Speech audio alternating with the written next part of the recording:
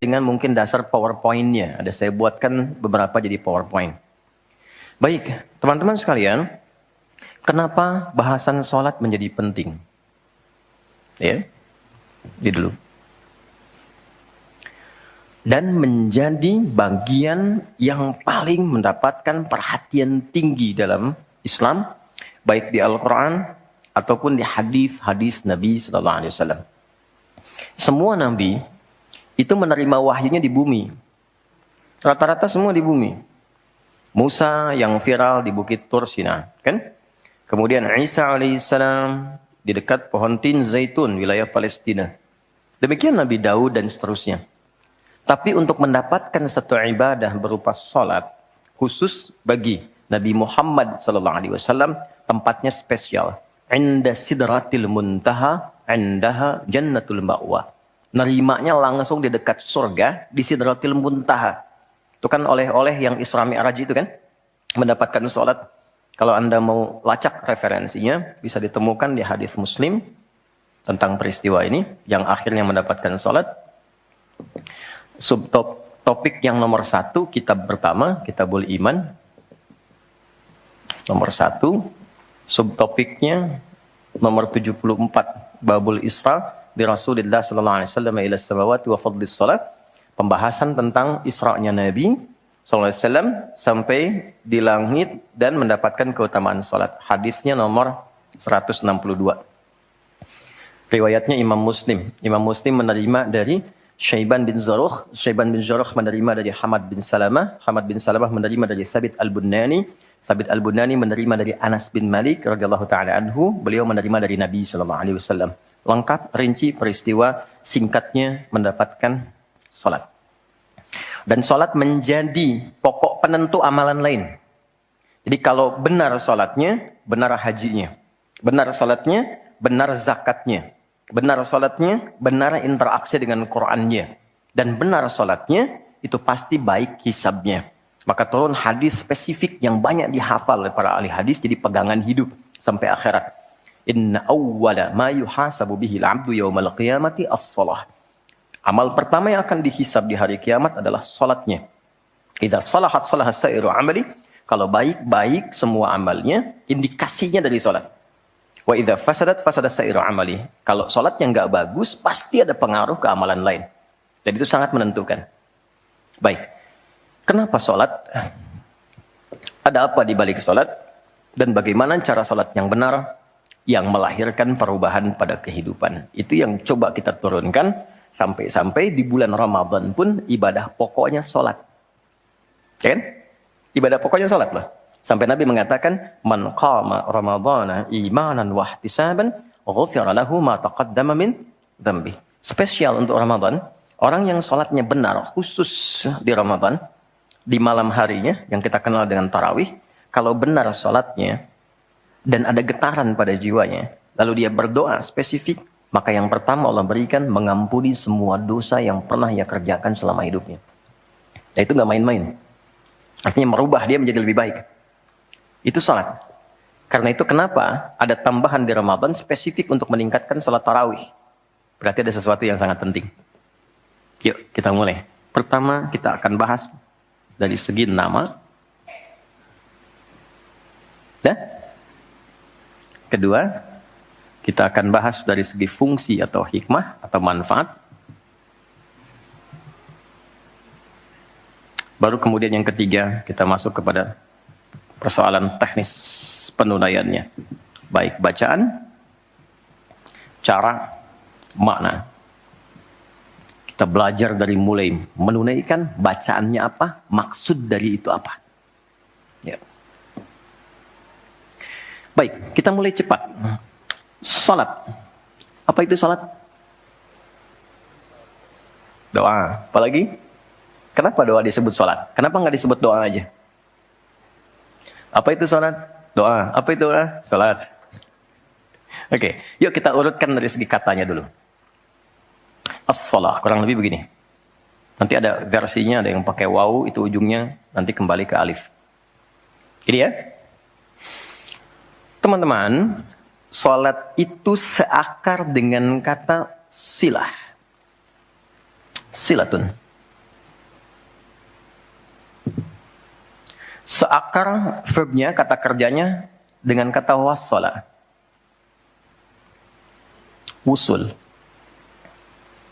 Silah dalam bahasa Arab artinya sesuatu yang terhubung kuat. Sehingga dengan erat dan kuatnya ini sulit dilepaskan. Pernah dengar silaturahmi? Ya kan? Kenapa disebut dengan silaturahmi? Karena ada hubungan perhatian kasih yang dalam, sehingga dimanapun dia masih tersambung untuk memperhatikan. Jadi silaturahmi itu bukan begini, bukan Anda kumpul, menyapa di teman yang hadir. Itu bukan silaturahim. Anda menyapa orangnya ada, wajar, orangnya masih ada. Tapi ketika Anda pulang, Anda mendoakan, dan support pada kebaikan, itulah silah namanya. Nah, hubungan yang melatih kita, supaya terus terhubung dengan Allah, sehingga tak terpisahkan pengawasan Allah kepada kita, perlindungan Allah kepada kita, pemberian Allah kepada kita di setiap waktu dan tempat dimanapun. Itu dinamakan dengan sholat namanya. Karena itu, ciri keberhasilan orang yang sholat, yang pertama kali dapatkan, adanya konektivitas dengan Allah. Sampai dia koneksinya ke Allah. Karena itu disebut wusul. Kenapa secara fikih dinamakan dengan doa? Karena saat berdoa kan terkoneksi dengan Allah. Ya kan? Nah, doa yang terkoneksi secara formal kepada Allah itu disebut dengan sholat. Quran surah keempat, dalilnya An-Nisa ayat 103. Quran surah 4 ayat 103. Paling kanan agak sedikit ke atas tuh di mushaf standar. فَإِذَا قَضَيْتُمُ الصَّلَاةَ Maka jika Anda telah tuntas mengerjakan sholat, fadhkurullaha, maka cirinya dia akan cepat terkoneksi kepada Allah. Itu pengertian hikmahnya. Kalau pengertian fikihnya, habis sholat cepat zikir. Zikir itu artinya terkoneksi, nyambung. Kenapa setelah sholat ada zikir lagi yang menyambungkan? Karena ada orang yang sejak saat sholat belum nyambung dengan Allah. Itulah sebabnya nanti kita akan belajar. Masih merasakan nggak? Pernah nggak begini? Sebelum sholat mau fokus nih. Tapi begitu takbir, Allahu Akbar. Yang akbar di lisan Allah. Tapi yang akbar di pikiran, project. Ya, status belum diupdate. Nyimpan sendal di mana, jemuran belum diangkat. Ya kan? Ya, pernah nggak suasana itu hadir? Nah kan? Nanti kita akan belajar. Nah, kalau akumulasi semua ingatan itu mengganggu khusyuk kita sehingga kadar khusyuknya kecil dan belum terkoneksi dengan Allah setelah sholat, maka coba zikir sampai nyambung. Idealnya ketika sholat selesai itu punya konektivitas dengan Allah, nyambung, ingat Allah. Qiyaman, baru dia berdiri jalan sudah ingat Allah. Makanya kalau ada orang keluar dari masjid dan dia nyambung dengan Allah, itu mustahil tertukar sendal. Oke? Karena saat dia pakai, dia merasa diawasi Allah. Ya Allah salah, bukan punya saya. Yang saya yang itu rupanya dia pakai, padahal dia ke masjid nggak pakai sendal. Ini memang ada yang salah dengan sholatnya. Oke? Balik ke sini. Maka kalau dia berjalan jalannya baik, kalau dia duduk bekerjanya baik, gak mungkin maksiat. Gak mungkin menyentuh yang salah. Karena saat dia menyentuh, dia merasa dilihat Allah. Itu yang disebut dengan ihsan namanya. Di orang yang punya koneksi dengan Allahnya kuat, itu akan mudah menjalani kehidupan. Anda punya koneksi dengan teman-teman yang punya kedudukan tertentu. Aksesnya mudah kan? Anda punya koneksi dengan Allah, apa yang sulit bagi Allah? Masalah dikecilin. Bukan gak dapat masalah. Masalahnya sama, bagi orang lain besar, bagi si fulan kok ringan. Karena sebelum mendapatinya, akses dia ke Allah tinggi, Allah ringankan untuk diterima di hatinya. Dilapangkan hatinya sebelum menerima persoalannya. Jadi ketika menerima persoalan, dia tinggal senyum aja. Selesai. Macet, yang lain gelisah. Alhamdulillah macet. Bisa hafalan dulu, bisa baca dulu, bisa mengerjakan yang lain dulu. Ini semua dibaca dengan nyaman karena konektivitas yang tinggi dengan Tuhan. Jadi ternyata ketika diminta menunaikan ibadah salat, ada hal yang sangat besar yang Allah ingin berikan kepada kita semua. Saya ingin tanya teman-teman, berapa waktu yang Allah mintakan kepada kita untuk menunaikan salat? Berapa? Tiap hari kita kerjakan. 5 kan? 5 kan? Nomor koneksi dengan Allah. Masih ingat nomornya? 24434 klik. Naik. 2 subuh, 4 duhur, 4 asar, 3 maghrib, 4 isya kan? Ayo bikin status. Ya kan? 5 waktu kan? 5 waktu kan? Kenapa 5 waktu? Salah satunya, karena di dalam Quran diisyaratkan orang yang benar salatnya, sesuai dengan yang diajarkan Nabi, sesuai yang diisyaratkan Quran, akan mendapatkan 5 kemuliaan dalam hidupnya yang tidak didapatkan oleh orang yang tidak sholat. 5 ini. Itu yang coba kita akan keluarkan. Itulah sebabnya kenapa sholat sangat ditekankan, kenapa sholat diwajibkan. Karena Allah mewajibkan kita mendapatkan semua kebahagiaan dan kesuksesan yang kita ingin raih dalam kehidupan. 5 ini. Yuk kita mulai. 1. Izinkan saya memulai dari sini supaya kita punya motivasi untuk menunaikan sholat. Jadi kalau nggak tahu yang 5 ini, cara pandangnya kepada sholat jadi beban. Baru aja zuhur, dasar lagi. Baru maghrib, udah isya lagi. Ya kan? Nah, ayo isya. Tadi kan udah maghrib. Kan? Pernah merasakan itu? Karena cara pandangnya menilai sholat sebagai beban. Padahal ketika Allah wajibkan, itu cara mewajibkannya bukan sebagai beban, sebagai motivasi yang mengantarkan pada keindahan. 1, kita cepat. Quran surah ke-20 di ayat yang ke-14. Tafsirnya Quran surah 13 ayat 28. 1 paket. Kita pakai Quran hadis aja ya, biar nggak bisa didebat. Oke, Quran surah ke-20 ayat 14.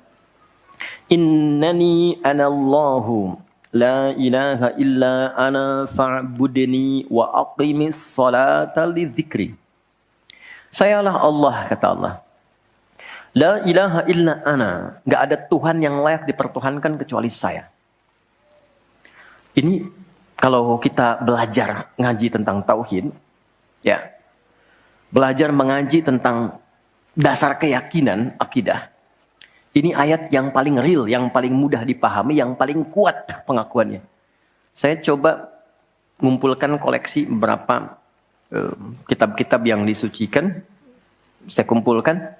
Nggak ada satupun kecuali di Quran yang tegas mengatakan, Tuhannya langsung mengatakan. Tidak mewakili perwakilan. Sayalah Allah. Satu-satunya yang dipertuhankan, sembah saya. Coba di Quran. Kita simpan ini dalam bab tauhid. Sekarang kita teruskan. Bagaimana cara menyembahmu ya Allah? Fa'budni wa aqimis sholata lidzikri. Tunaikan sholat. Ya, sebagai pembuktian penyembahan kepadaku.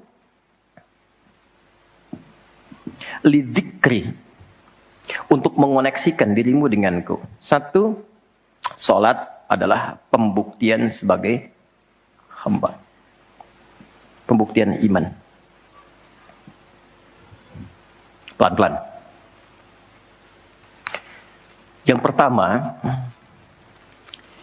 teman-teman sekalian, ketika Allah menerangkan fungsi salat yang pertama untuk membangun konektivitas yang kuat dengan Allah, itu ternyata dasarnya bukan materi, bukan kedudukan, tapi penghambaan. Supaya engkau membuktikan diri engkau itu hambaku, sembahku, lewat salat.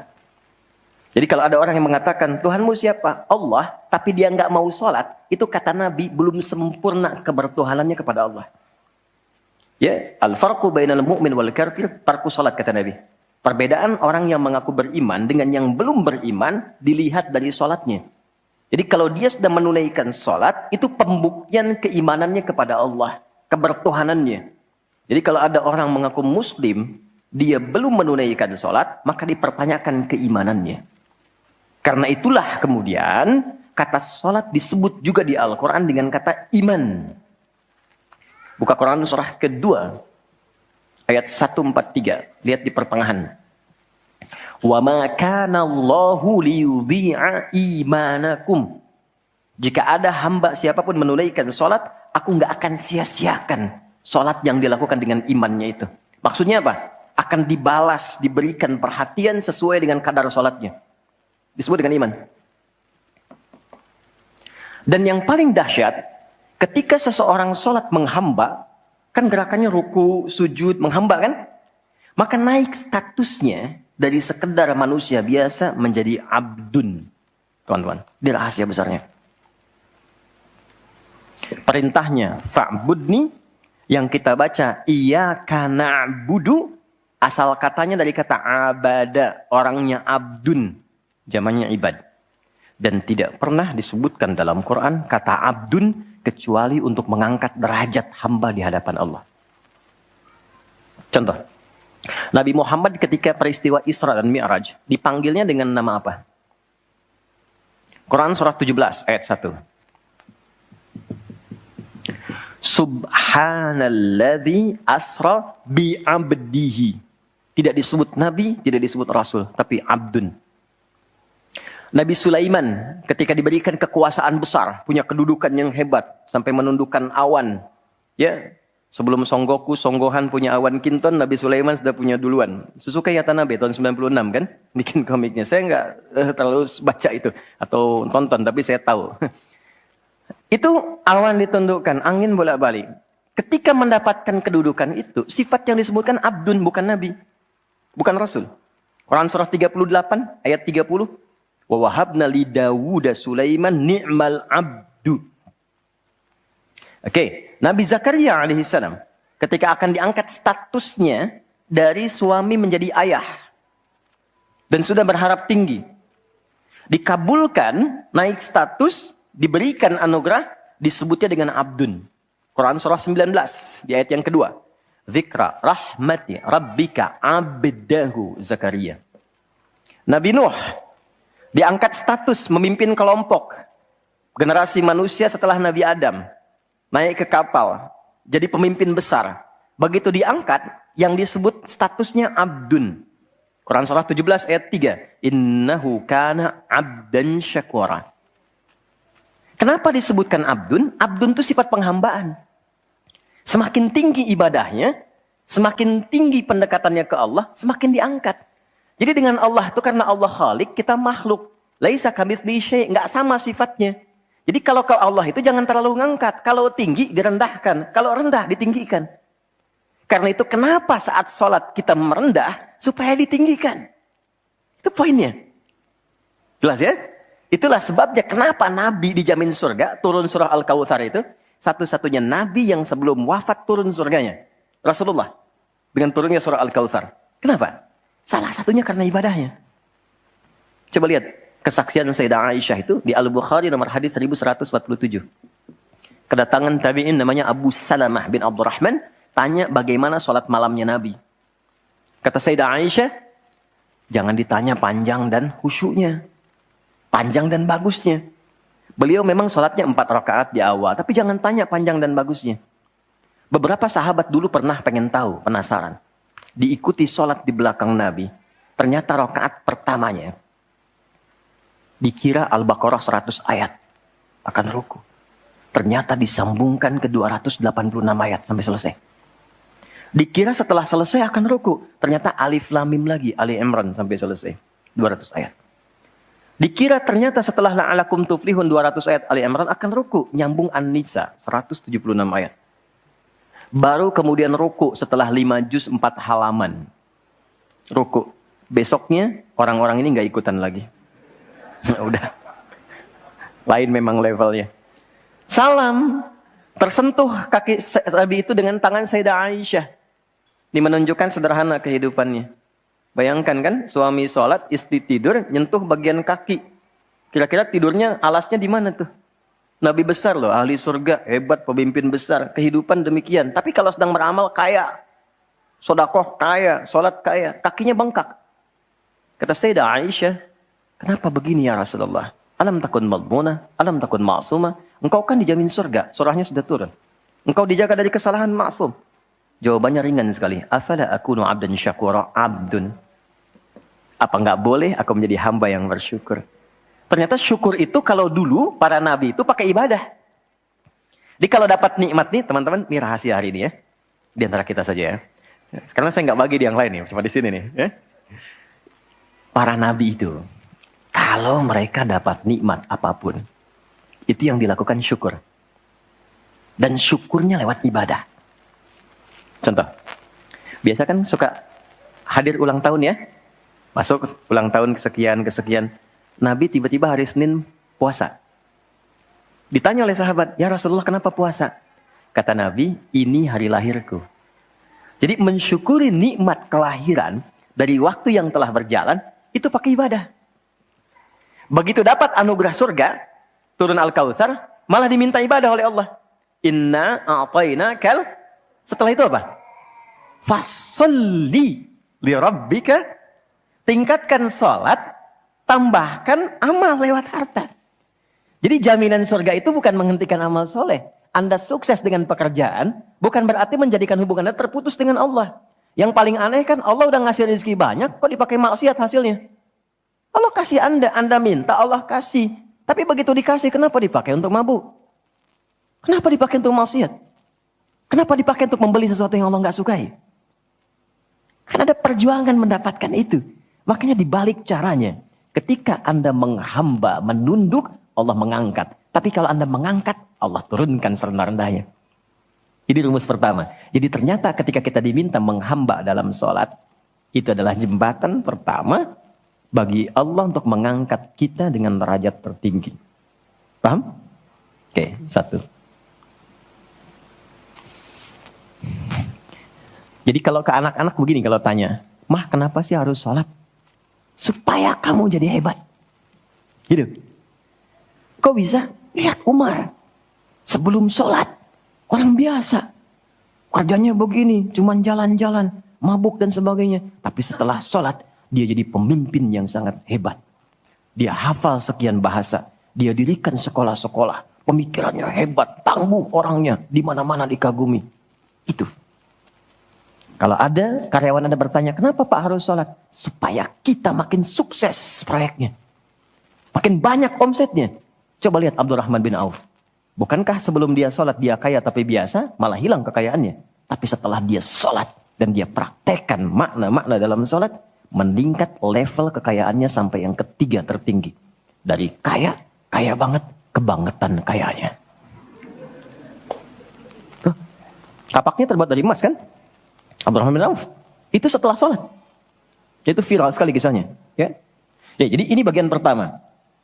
Jadi ketika ada panggilan hayya 'alas shalah atau sejak Allahu Akbar, rasakan panggilan itu ingin mengangkat derajat kita. Jadi kalau panggilan sholat itu dipahami sebagai hanya tuntutan ibadah, nanti jadi beban. Allahu Akbar, si ngantuk ya Allah. Tapi ketika Anda sudah merencanakan, kan malamnya kita bikin kurikulum, kan kegiatan kita tuh nyambung. Malamnya istighfar, menyiapkan kurikulum untuk besok. Istighfar itu mengoreksi yang belum bagus apa hari sebelumnya. Katanya pengen ke surga, surganya Firdaus, tapi sholatnya masih bolong-bolong. Baca Quran belum maksimal, sedekah belum ada. Kita koreksi besok direncanakan. Saya pengen sholat di tempat ini. Besoknya saya akan misalnya mengerjakan ini, capaiannya ini. Bikin kurikulum A sampai Z. Begitu kita bangun tidur, dipanggil. Allahu Akbar, Allahu Akbar. Yang kita siapkan itu tadi, rencana. Dibawa menghadap Allah, minta kemudahan. Minta perlindungan, minta pengangkatan. Makanya kenapa sholatnya disebut subuh dari kata asbah. Sesuatu yang sudah siap dengan rencana. Wasubhi idza tanaffas. Quran surah 81 ayat 18. Di orang Islam itu bangun dari tidur, dia sudah punya rencana yang mau dia siapkan ke depan apa. Jadi nggak ada ceritanya ke depan bingung. Jam 7 mau kerjakan apa, 9 ada di mana. Rencana itu dibawa menghadap Allah. Dalam sholatlah kita mintakan kemudahan. Itulah pengantar, pengangkat derajat. Jadi ketika azan berbunyi kalimatnya Allahu Akbar, Allahu Akbar. Ini peluang saya. Jelas? Halo, jelas?